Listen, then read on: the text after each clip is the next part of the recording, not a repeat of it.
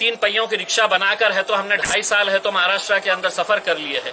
अब दोबारा कब मौका मिलेगा ये हमको पता नहीं। तो चलिए जाते जाते मैं उद्धव ठाकरे साहब से एक सवाल करना चाहता हूं कि इसी शहर के अंदर आप कुछ दिन पहले आए थे, आपने अपने भाषण के अंदर यह कहा था कि हम औरंगाबाद का विकास करेंगे।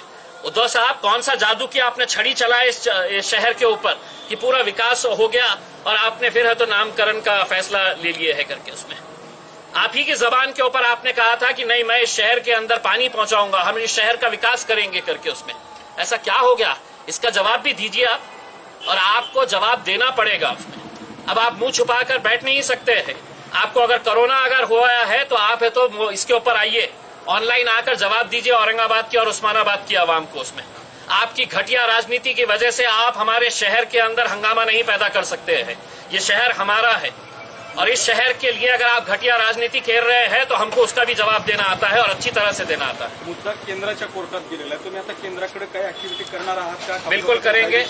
हमने ये बताया है कि हमारे पूरे रास्ते खुले हुए हैं और अगर वक्त आया तो हम सड़क के ऊपर भी आंदोलन करने की हमारी पूरी तैयारी है। वाटतं का केंद्र याला मंजुरी देईल आणि मंजुरी केंद्र देणार? देखिए, मैंने जैसा पहले बताया था, संभाजी महाराज, छत्रपति संभाजी महाराज, छत्रपति शिवाजी महाराज, फुले शाहू अम्बेडकर, ये घटिया नेताओं के लिए महज सिर्फ एक नाम है। अपनी राजनीति चमकाने के लिए, अपनी दुकानदारी चलाने के लिए सिर्फ ये नाम है। वरना मुझे बताइएगा कि क्या वजह है कि इतने सालों तक आपने पेंडिंग करके रखा था और जब जाते जाते जब अपना मरने के जैसी हालत हो गई है, अपनी सत्ता गिरने वाली है, तो तब जाकर आप ये खेल खेल लेते हैं। क्या वजह है आपके, आप ये बताइएगा हमारे को कि अचानक जाते जाते आपको क्यों ख्याल आया। यही तो हम कहते हैं कि आपको संभाजी महाराज से कोई आदर है, सम्मान है, प्रेम है, ऐसा नहीं है।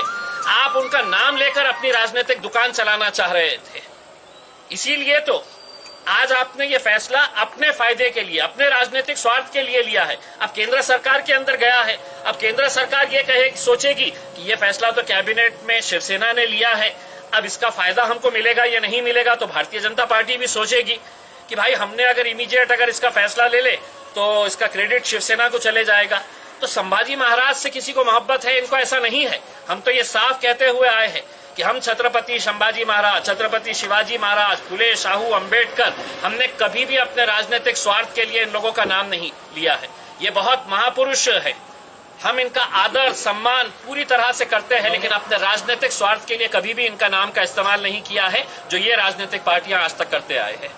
सवाल ये है सर दूसरा कि अभी नाम तो बदल गया है, लेकिन कांग्रेस और राष्ट्रवादी कांग्रेस के लोगों ने मुस्लिम समाज को, मुस्लिम वोटर्स को धोखा दिया है। देखिए, मैं यही सवाल शरद पवार साहब से पूछना